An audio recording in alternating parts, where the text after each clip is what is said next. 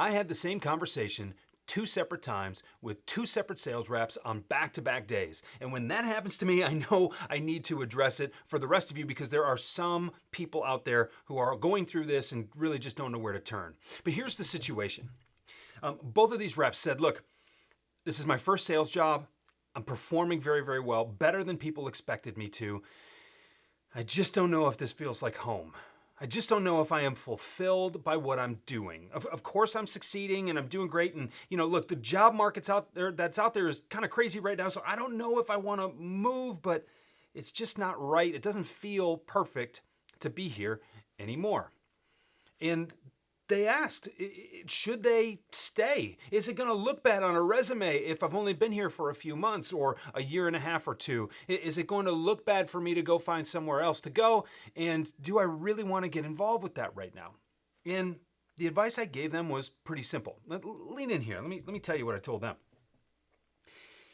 You deserve to be in a place where you can do your very best work. And if you don't have full alignment between what you do, who you do it for, how you do it, and why, you're not going to be in a position to do your best work. And you deserve to receive and experience the fulfillment, the non-monetary reward that comes along with solving problems that only you can solve in the way that only you can solve them. And you're just not going to be able to bring your best to work every day if you don't have this alignment. Well, the flip side of that, and let's get beyond, and you may look at that as being selfish. I'm going to tell you, you deserve that. So whether or not you think it's selfish is up to you. But let me tell you about your employer. Your employer deserves to have someone in your seat who has that alignment, who gets that fulfillment. And you need to recognize that both parties lose when anybody is uninspired.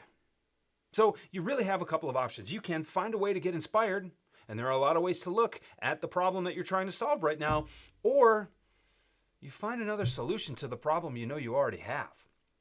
What you need to remember is that it is most fair to everybody that if you're not locked in and dialed in with passion and purpose and enthusiasm, you're leaving your best work on the table, and neither of you deserves that.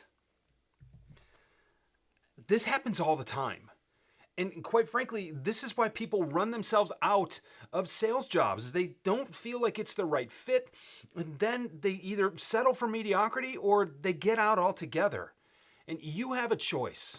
And remember that every place that you choose to go to work is on you. You may feel like you don't have enough options. You may feel like you're painted in a corner and you have to take a certain role. But that in itself is a choice.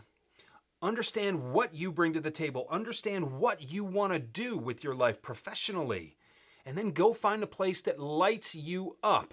And what you'll find is that you make more money, you solve more problems, you feel better about the problems that you solve, and you have even that non-monetary reward that goes along with it. This is too important to pass up. Your career is too long. Life is too short for you to do anything less than what you are absolutely inspired by.